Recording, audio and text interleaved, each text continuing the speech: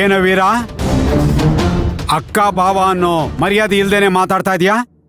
ಸುಮ್ನೆ ಬಾವ, ಯಾವ ಸೀಮ ದೊಡ್ಡವ್ರು ನೀವು?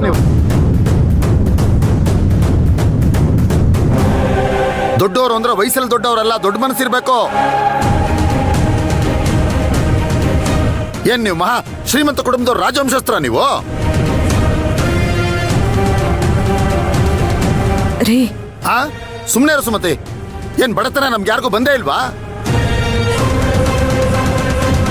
ಕಳತನ ಮಾಡಿ ಬದುಕಿದ್ರ ಅವರು?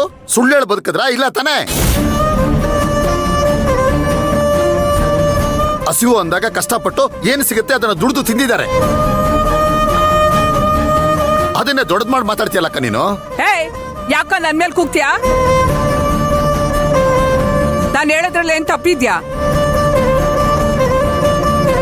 ಇವ್ರೇನ್ ದೊಡ್ಡ ಮಹಾರಾಜರ ವಂಶಸ್ಥರ ಏನೋ ಇವ್ರು? ಹಸು ಅಂದ್ರೆ ಮನುಷ್ಯನ ಕೈಲಿ ಏನಾಗುತ್ತೋ ಅದನ್ನೇ ಮಾಡೋದಲ್ವೇನೋ? ನಾನು ಅದನ್ನೇ ಹೇಳ್ತಾ ಇರೋದು.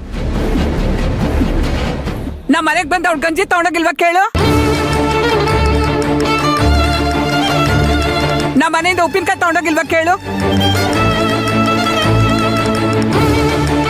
ನುಗ್ಗೆ ಸಪ್ಗೆ ಉಪ್ಪು ಹಾಕೊಂಡು ಬೇಯಿಸ್ಕೊಂಡು ತಿಂತಾ ಇದ್ದಿದ್ ನಿಜ ತಾನೇ?